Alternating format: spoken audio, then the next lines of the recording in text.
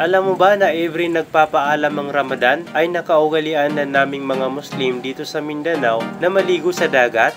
Kaya naman, yung mga anak ko, kinukulit kaming pumunta sa Simoy Seashore para maligo sa dagat. Kaya bilang isang magulang, may karapatan sa atin ng ating mga anak na pagbigyan sila sa kanilang kahilingan. Kaya naman, ngayong araw, kahit hindi prepare, ay pinagbigyan namin sila samahan sa dagat kahit saglit lang. Hindi naman espesyal ang lugar na ito dahil hindi naman siya kagandahan. Pero ang mga tao dito ay mababait at safe na dito. Kahit sa lupanop ka man galing, basta kung gusto mo maligo dito ay free na free ka dito. Kahit isama mo pa ang buong barangay nyo. At kung napapansin nyo, napakaraming mga nagtitinda dito. Iba't ibang pagkain at tiyak magugustuhan mo.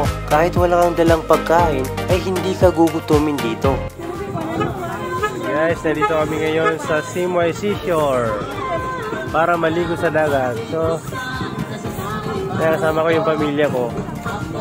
So, napakalalim ng dagat guys kasi ano ngayon? Ano ba yun? Low tide? Ay hindi. High tide pala. High tide. Ayan. At alam mo ba, nang pumasok kami sa loob para maghanap ng mapopwestuhan, may babaeng biglang lumapit sa amin at pinasilong kami ng libre sa kanilang cottage. Ayaw na sana naming mag-cottage kasi madali lang naman kami.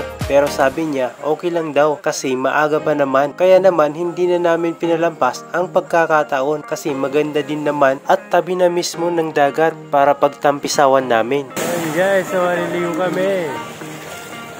Ayan. Sige siya nila.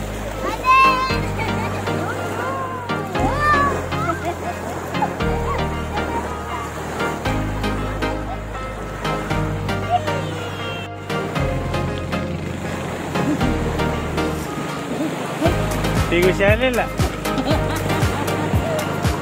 Pigo siya nila. Nah, kata sa bot. Boat. Boat.